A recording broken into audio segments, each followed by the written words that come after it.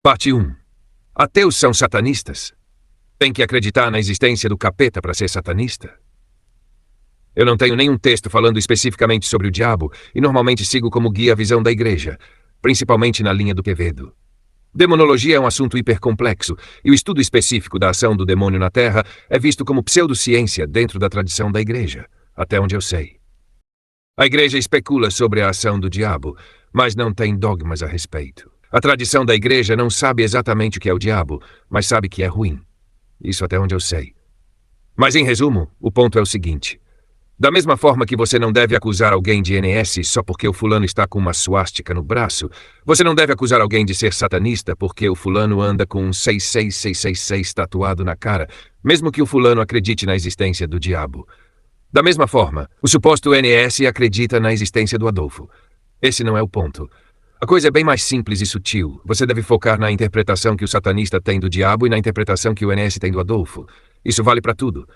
Se, por exemplo, o Lancelot acredita em Jesus e o segue, qual visão ele tem de Jesus?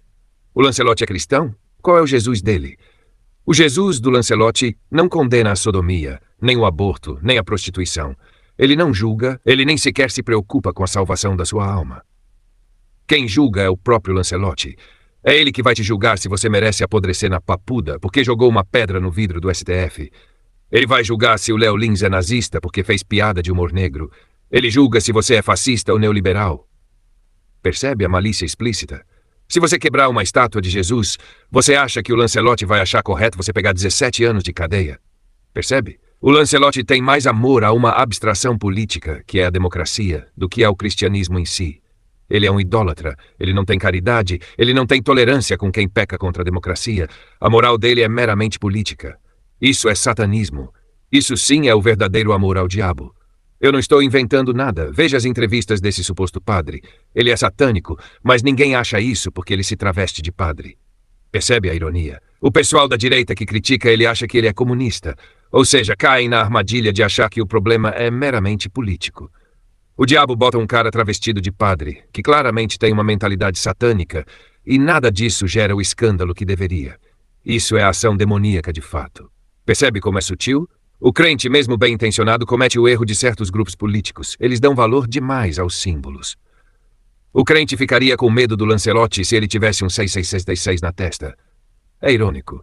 Eles têm tanto medo do símbolo em si que não vem o diabo rindo na cara deles. O exemplo do Lancelot é perfeito. Ele acredita em Jesus e o segue. E mesmo assim não é cristão porque deturpa a pessoa do Cristo na sua cabeça doentia. O Jesus, na interpretação do Lancelot, mais parece o próprio diabo. Parte 2. Isso é o satanismo concreto. O satanismo não é uma crença na pessoa do diabo, é um comportamento, um modus operandi, uma má índole que espelha o comportamento do próprio diabo.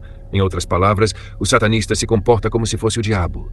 Porém, se por acaso uma pessoa é membro de seita satânica, adora o diabo, faz ritual, porém é caridosa, tem amor ao próximo, tem amor à verdade, etc., é só uma questão de tempo até ela sair da seita. Percebe como, no processo de saída da seita, isso é fé e não obras. A pessoa já é boa, porém está no engano por limitação intelectual. Claro que na vida real as coisas não são preto no branco, mas estou dando exemplos extremos para ficar clara a diferença entre ambas as coisas. E sim, apesar de raro, casos extremos como esses existem. Um satanista real pode estar na igreja e um cristão real pode estar fazendo macumba, tentando invocar o capeta. Logo, por mais óbvio que pareça que alguém é satanista, nem sempre a coisa é o que parece. Você deve focar na índole do próximo e não na crença descritiva que ele tem da realidade. É a famosa guilhotina de Yumi. Descrição x prescrição.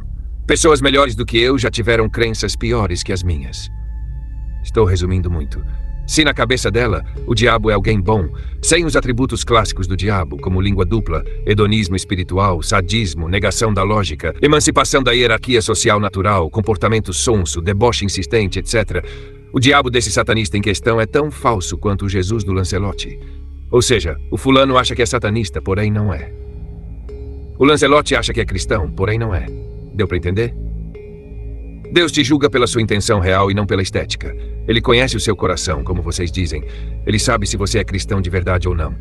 Tem muito cristão de doutrina, porém sem caridade. Tudo depende da sua lucidez. O que te define são suas escolhas morais concretas. O grande erro protestante é ficar com medo de supostos satanistas, que são apenas esotéricos idiotas querendo chamar atenção, e não perceber a ação do diabo que acontece bem na frente deles. Assim como boa parte dos NS de internet são adolescentes querendo chamar atenção, que acham que são NS, mas são palhaços. Eles não podem ser comparados aos NS de verdade, desses que botam na câmara de gás. Confundir uma coisa com outra é um erro infantil. Parte 3. Sua impressão de que certos ateus são satanistas disfarçados só erra numa coisa. Quem disse que eles disfarçam? É porque você não acompanha. Vários ateus que estudaram a Bíblia falam abertamente que estariam do lado do diabo se a Bíblia fosse verdadeira. O que vale é a intenção. O ateu que deseja que Deus exista já é cristão. Só lhe falta fé. O mesmo vale para o diabo. O ateu que deseja que o diabo exista para ser adorado já é satanista. Se ele vai acreditar ou não na existência do diabo, é irrelevante. O diabo te usa assim como Deus te usa, ainda que você não perceba. Voltando ao exemplo do NS. O que é pior? 1. Ter a moral do Hitler sem a crença em sua existência concreta? Ou 2. Ter a crença em sua existência concreta sem ter a sua moral? Na situação 2, o fulano acredita no Adolfo, mas acha que ele era boa pessoa, apenas um nacionalista qualquer. Porém, ele não tem a índole do verdadeiro Adolfo. Ainda na situação 2, o fulano acredita no Adolfo, tem simpatia por sua pessoa, porém ele não é má pessoa, é apenas burro, está no engano, sacou? Na situação 1, o fulano já é NS. Que diferença faz se ele acredita num agente externo chamado Hitler? O nazismo existe enquanto ato malicioso lúcido, assim é com o satanismo. Assim é com o diabo. O que o fulano entende como sendo o diabo. O que importa é a índole da pessoa em si, seja adorador do Adolfo ou do demo. O verdadeiro pecado estaria na negação da verdade, caso ela descobrisse a verdade sobre o Adolfo ou o capeta. É o pecado intelectual. Na ignorância inocente, não existe pecado. Por que você acha que a serpente não mentiu descritivamente para Eva? Não era mais fácil a serpente dizer que foi enviada por Deus para deixar ela comer a fruta e que, na verdade, Deus mudou de ideia? Ou se disfarçar do próprio Deus? Por que não fez isso? Porque nesse caso Eva não seria punida. Ela estaria em estado de ignorância de boa fé. Ela acreditaria que Deus permitiu que ela pegasse a fruta, anulando o pecado. Ela estaria em estado de heresia material, não formal. Por isso o diabo não pode mentir nessa parte em específico. Ele deve fazer Eva pecar com a consciência de que ela está contrariando Deus. Comer a maçã em si é irrelevante. O pecado dela foi desobedecer um ser de máxima benevolência, sabendo sobre sua natureza perfeita. Essa é a pegadinha sutil do diabo. Ele não é o príncipe da mentira o tempo todo. Na parte essencial que te leva ao pecado em si, ele não mente nem se quisesse, porque se mentir, ele anula o pecado. Deu para sacar, porque você estaria pecando sem saber. Parte 4. A fé sem obras é morta. Os crentes normalmente não veem a profundidade dessa parte. Quando você quer salvar a alma do seu inimigo porque viu algo de bom nela, isso já é caridade, já é a obra. Caridade não é só ficar dando sopa para pobre, como faz o Lancelotti. Isso é filantropia, é alívio material. Quando Sócrates preferiu morrer do que negar as grandes verdades, isso foi ato de extrema caridade. Ele foi quase um santo, calculo eu. E ele fez tudo isso sem saber sobre nenhuma revelação bíblica. Ele tem grande virtude. Você acha que um cara desses vai pro inferno só porque não era judeu ou cristão? Se o fulano acredita no Adolfo e o segue, ele está em pecado mortal? O fulano em questão acredita em Holocausto? Não. Ele deseja a morte dos judeus? Não. Ele defende escravidão, racismo ou qualquer merda? Não. Totalitarismo, genocídio? Não. Nesse caso, onde está o pecado real? Não existe. O fulano está apenas apoiado numa falsa visão da realidade, porque nasceu em família NS, porque sofreu lavagem cerebral, porque é muito burro, etc. A descrição falsa da realidade em si, se aceita de boa fé, não é pecado. É ignorância. Se o fulano ficar diante da verdade e ainda assim a negar, nesse caso o pecado está na negação e não na descrição falsa de boa fé. É bem simples. Enquanto o NS não for confrontado com a verdade e a negar, sabendo que ela é verdade, ele não pode ser punido por Deus. Por que você acha que Deus, em Gênesis, coloca a árvore na cara da Eva e pede para ela não comer? Isso não é provocação. Não é contradição. Não, é um ensinamento. Gênesis mostra o quanto o ser humano é desobediente. Gênesis mostra de forma explícita que Eva foi punida por desobediência lúcida. Percebe o quão importante é a lucidez do pecador? Pela Igreja Católica, a heresia material, ou seja, sem intenção de errar, não acarreta punição por falta de entendimento do erro. A heresia formal, essa sim é vista como grave. Qual a essência da índole do diabo, Satanás, Lúcifer? Não são exatamente a mesma coisa. Um traz a luz proibida, o outro induz ao pecado e depois te acusa. O outro gera afastamento, aquele que traz a divisão, etc. Em resumo, o satanista tem um modus operandi bem reconhecível na tradição abraâmica.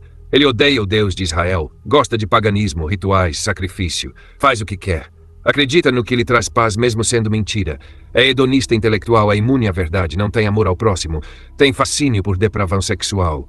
Odeia o sacrifício, odeia o que é mais virtuoso que ele próprio. É invejoso, deseja a igualdade, acha que Deus é um escravagista, odeia a figura paterna, odeia a justa autoridade, é vaidoso, sedutor, sensual, quer a emancipação do peso da autoridade de Deus, etc. Você já conheceu alguns desses ateus de extrema esquerda em detalhes? Já anotou num papel todos os tópicos descritivos de sua personalidade? Já notou que eles são exatamente iguais aos satanistas e pagãos idólatras em essência? São exatamente a mesma coisa. Eles apenas não acreditam na pessoa do demônio, mas refletem perfeitamente sua agenda e modus operandi. Em outras palavras, são verdadeiros satanistas. A simples ideia de um Deus pessoal e inocente os incomoda ao extremo. Veja, Lúcifer acredita em Deus porque não tem escolha. Ele sabe que Deus existe, porém não quer que Deus exista. Seu sonho é que ele seja o próprio Deus. Percebe? O ateísmo não é diferente do satanismo. É o satanismo em si. Mas calma, não vamos esquecer de uma coisa. O que vale é a intenção. O ateu, resumidamente, pode ser de 3 tipos. Odiaria Deus, caso ele existisse. É apático, caso ele exista. Deseja sua existência. O primeiro caso é quase sempre satanista, o último quase sempre pessoa de boa alma. O do meio é o ateu normal, moralmente neutro. O Sentinelli, o pessoal do Meteoro Brasil, Galãs Feios, Breno Altman, etc. são do tipo 1. Eles têm nojo da ideia de Deus, quem acompanha sabe. Lembrando, isso só vale pro Deus pessoal de máxima benevolência. Estou cansado. Isso é uma leve introdução ao assunto, que é muito interessante e sinistro. Ainda não entrei em gnose, mas é outra coisa que esclarece muito sobre a natureza do satanismo. Meus textos entram em muito detalhe. O problema é que, sobre satanismo em si, a informação vem em outros assuntos. Não tenho texto puro sobre isso. Esse é o primeiro. Eu estudo essa merda há 13 anos, sei de muita coisa, mesmo não tendo formação teológica acadêmica.